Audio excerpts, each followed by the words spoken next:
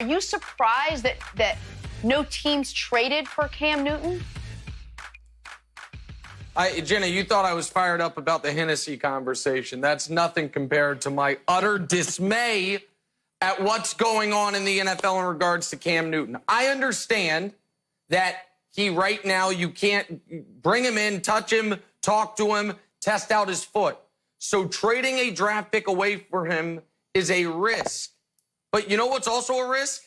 Every draft pick that's ever been made, and teams throw away mid-round draft picks on quarterback chances all the time. In the last 5 years, in the third round, and Cam could have been had for a fifth rounder, in the third round, teams have drafted Will Grier, who couldn't find the field last year, Mason Rudolph, who got replaced by the duck caller, Davis Webb, who despite the Giants wanting to move on from Eli repeatedly, Geno Smith got the call over him, Cody Kessler, and Garrett Grayson. That's the third round. Fourth and fifth round picks, it's even worse. Anyone familiar with Easton Stick? He was a fifth rounder last year. What about Kyle Lauletta, another one of those Giants mid-round draft picks? How about Nathan Peterman or Cardale Jones, who just got benched in the XFL? Teams spend mid-round picks on quarterback chances all the time. Why there wasn't a team in the league willing to spend one of those picks to ensure they get Cam Newton, who, if he's not healthy, you cut him in preseason and have him locked in at $20 million for a one-year trial. I'll never understand it. It's beyond me. I had people call my radio show last night, Greg Jennings, and say it's about his post-game attire. It is so illogical that I'm willing to wonder, is it about his post-game attire? Because it can't be that the whole league has decided at 30 years old, Cam Newton isn't worth a mid-round pick, a flyer on to see if he can go regain some of his MVP form, Greg Jennings. Well, I agree with a good chunk of what you're saying. I would not have traded, and I could understand why teams wouldn't have traded draft picks for Cam Newton when you kind of saw the writing on the wall. You saw that the Panthers were undecided about the future of Cam Newton, moving forward with him as their starting quarterback.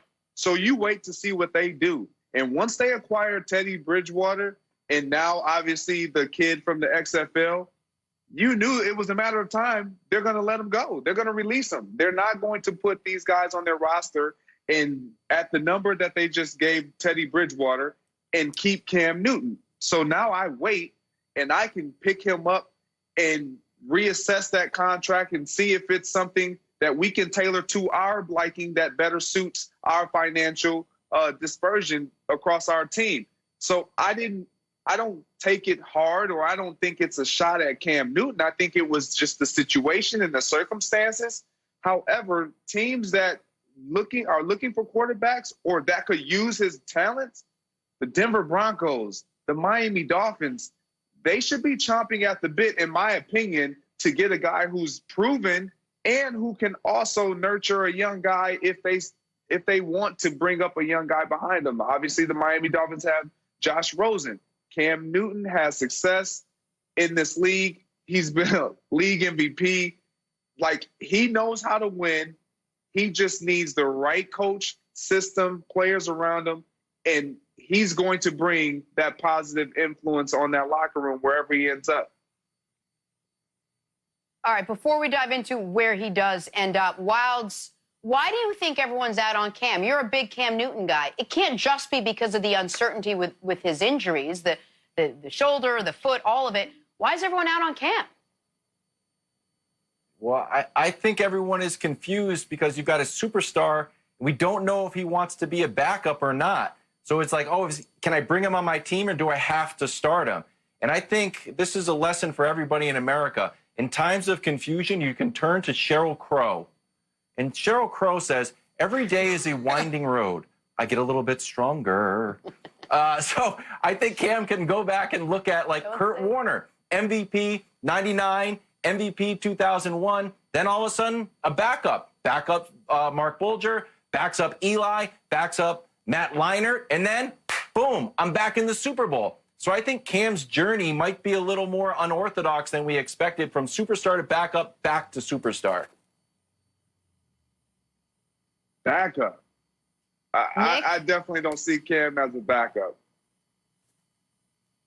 Greg, I also don't see him as a backup. And to address both your points, Greg, I understand what you're saying is very logical. Why would I trade an asset for something that I know is going to be out in the marketplace? And the answer is very simply, if I know, Greg, you're selling one of your mini fancy cars, and tomorrow you're putting it at auction, and anyone can get it.